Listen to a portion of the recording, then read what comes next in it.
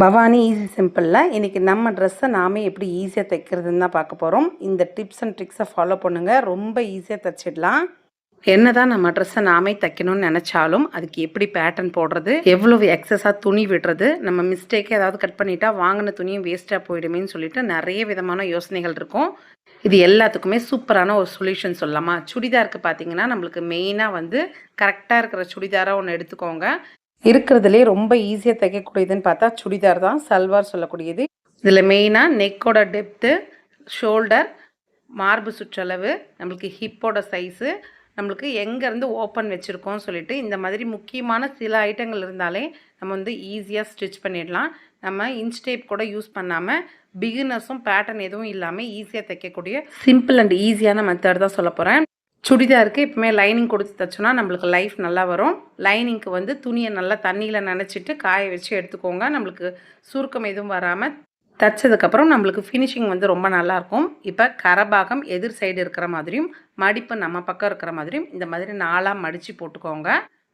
நீங்கள் தண்ணியில் அலசி எடுத்தது லைனிங் பீஸ் சுருக்கமாக இருந்தால் அயன் பண்ணி நீட்டாக எடுத்துக்கோங்க. நம்மளுக்கு இதில் நம்ம அளவு கட் பண்ணாலே நம்மளுக்கு மெயின் பீஸ் கரெக்டாக வரும். அதனால் சுருக்கம் இல்லாமல் நீட்டாக பார்த்துக்கோங்க. இப்போ உங்களுக்கு எந்த சுடிதார் கரெக்டாக இருக்கோ அதோட பேக் சைடு நம்ம திருப்பிக்கலாம். பேக் சைடு திருப்புறதுனால என்ன ஆகும்னா நம்மளுக்கு தையலுக்கு விட்டு துணி விட்டுருக்காங்க இல்லையா, அதோட அளவும் சேர்ந்து வரும். நம்மளுக்கு எக்ஸஸாக எவ்வளோ விடணும் அந்த மாதிரி எந்த கன்ஃபியூஷனுமே இருக்காது. இப்போ lining piece bottom uneven pieces எல்லாமே கரெக்டாக கட் பண்ணி எடுத்துக்கலாம்.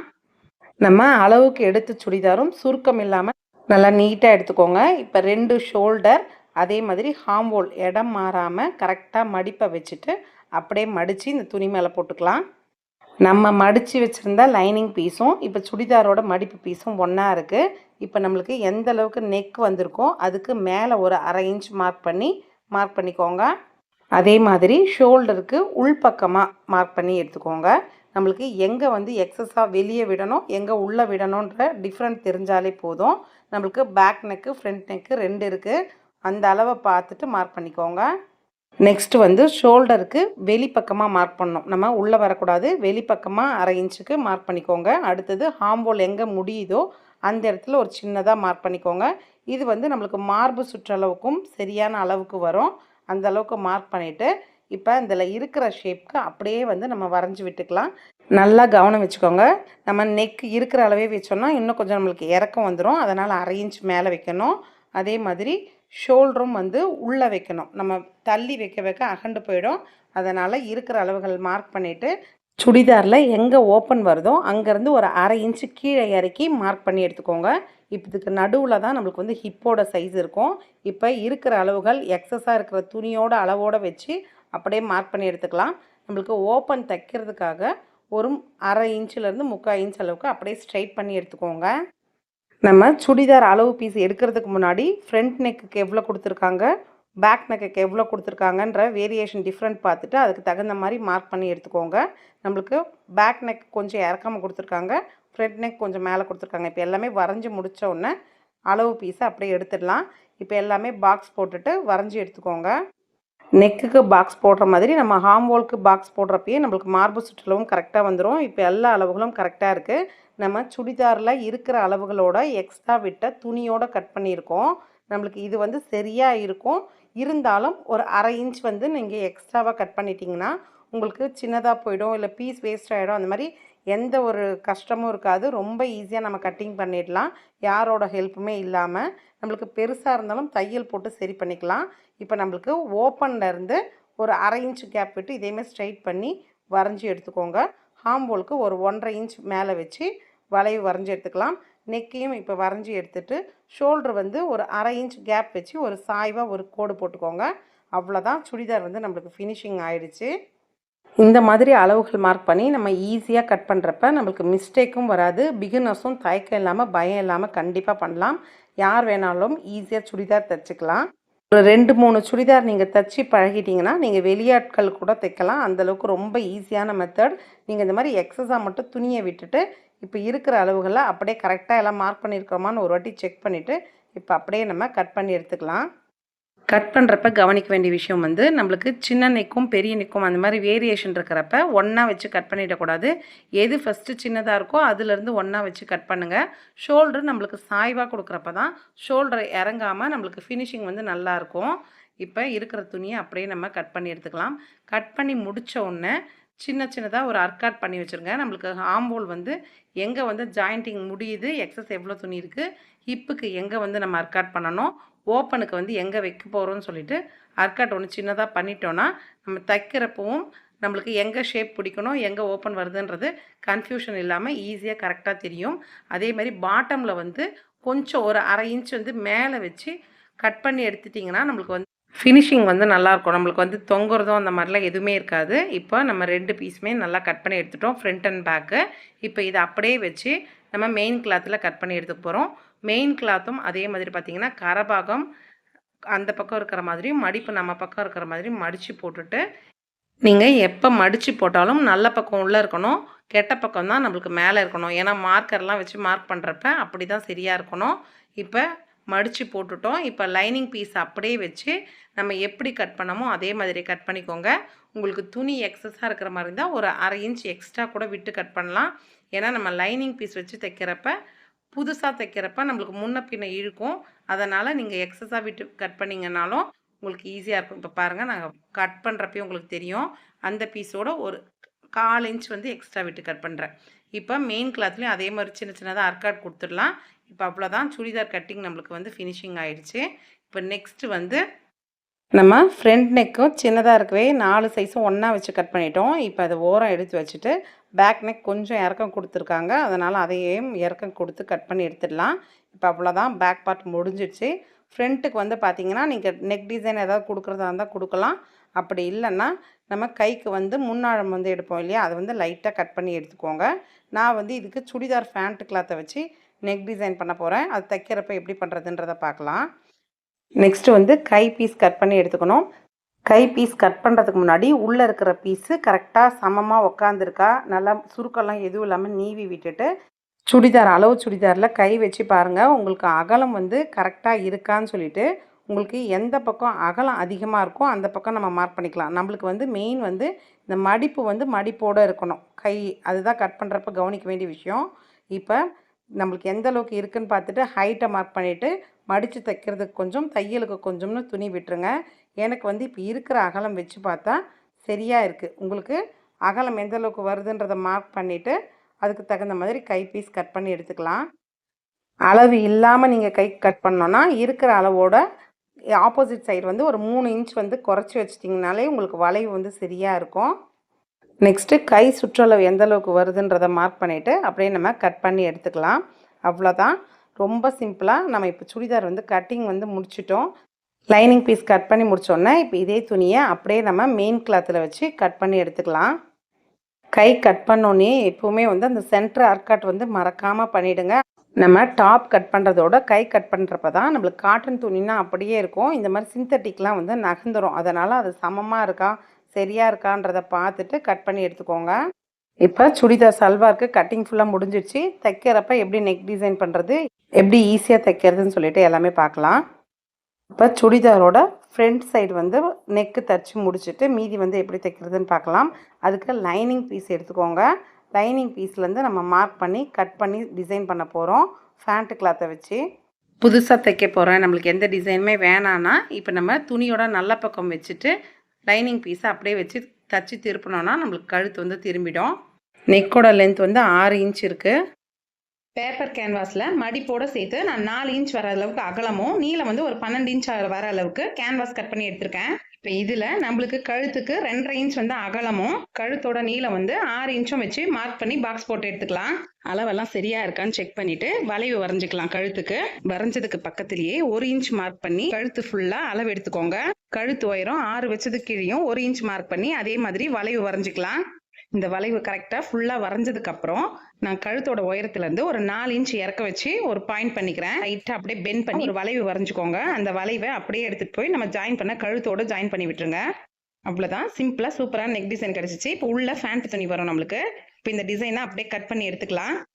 சுடிதார் நம்ம எப்பவுமே ப்ளைனாக தைக்கிறதோட சின்ன சின்ன டிசைன் கொடுக்குறப்ப இல்லை பைப்பிங் கொடுக்குறப்ப ரொம்ப அட்ராக்ஷனாக இருக்கும். அதுவும் இந்த மாதிரி ப்ளைனான சுடிதார்னால் இந்த மாதிரி ஃபேண்ட் கிளாத்தை வச்சு ஆப்போசிட்டாக நம்ம பண்ணுறப்ப ரொம்ப அட்ராக்ஷனாக ரொம்ப சூப்பராக இருக்கும். இப்போ எல்லாமே நம்ம கட் பண்ணி எடுத்துட்டோம். இப்போ 6 இன்ச்சில் கட் பண்ண இந்த சின்ன பீஸை அப்படியே வச்சுக்கோங்க. நம்ம கட் பண்ண பெரிய பீஸை லைனிங் பீஸ் மடிப்போட நெக்கில் இதே மாதிரி வச்சு அப்படியே பின் பண்ணி வச்சுக்கோங்க. பின் பண்ணிவிட்டு எந்த அளவுக்கு நம்ம பின் பண்ணியிருக்கோமோ அந்த அளவுக்கு அப்படியே வச்சு கட் பண்ணி எடுத்துக்கோங்க. நம்ம லைனிங் பீஸ் கட் பண்ணி முடித்தோன்னா நம்மளுக்கு டிசைன் இப்படி தான் இருக்கும். இப்போ இந்த பீஸை அப்படியே நம்ம மெயின் கிளாத்து நல்ல பக்கம் வச்சு லைனிங் பீஸ் அப்படியே வச்சு நீங்கள் தையல் போட்டு எடுத்திங்கன்னா நம்மளுக்கு மெயின் கிளாத் கழுத்து திருப்புறதுக்கு ஈஸியாக இருக்கும்.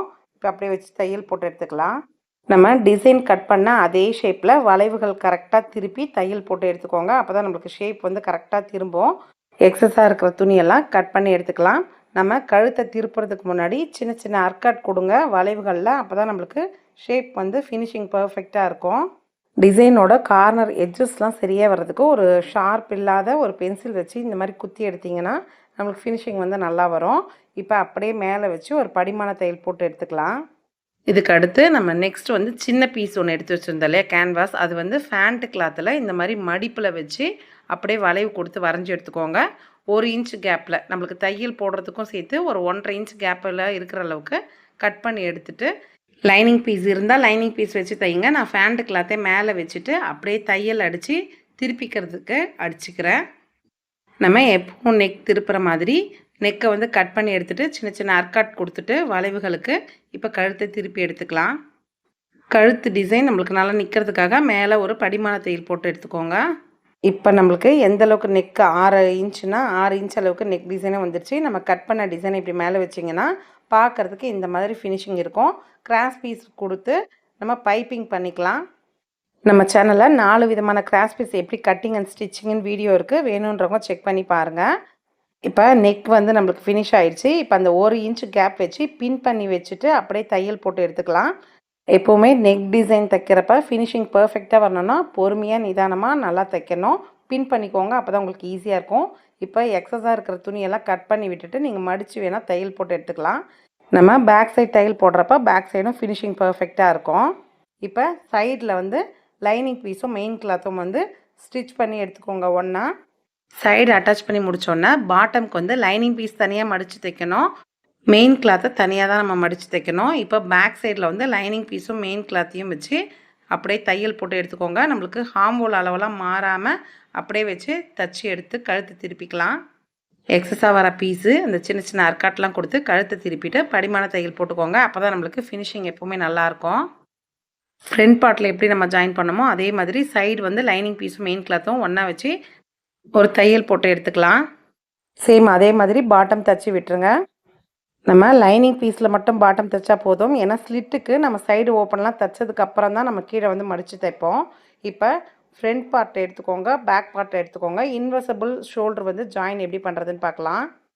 ஃப்ரண்ட் பார்ட்டோட நல்ல பக்கமும் பேக் சைடோட நல்ல பக்கமும் ஒன்றா இருக்கணும். நல்ல பக்கமும் ஒன்றா வச்சுட்டு இந்த லைனிங் பீஸை இந்த கார்னர் நல்லா ஒன்றா வச்சுட்டு அந்த பக்கம் லைனிங் பீஸோட வர மாதிரி திருப்பி எடுத்துக்கோங்க. இப்படி இருக்கணும் மடிப்பு வச்சு அப்படியே நம்ம தையல் போட்டு எடுத்துக்கலாம். தைச்சிட்டு எடுத்து பார்த்தீங்கன்னா ஃபினிஷிங் வந்து பர்ஃபெக்டாக இருக்கும். நம்மளுக்கு இன்வெர்சிபிள் ஷோல்டர் வந்து சூப்பராக ரெடி ஆயிடுச்சு. இதே மாதிரி இன்னொரு பக்கமும் நம்ம தைச்சி எடுத்துக்கலாம். மெயின் வந்து அந்த எட்ஜஸில் கொஞ்சம் கூட நகராமல் பார்த்துக்கோங்க. ஷோல்டர் ஜாயின் பண்ணுறப்ப 2 தையல் போட்டுக்கோங்க. அப்போ தான் நம்மளுக்கு சீக்கிரம் பிரியாமல் இருக்கும். அவ்வளோதான், இப்போ ஃபினிஷ் ஆகிடுச்சு. தச்சு முடித்தோடனே எக்ஸஸாக வர பீசஸ் எல்லாமே கட் பண்ணி எடுத்துக்கோங்க.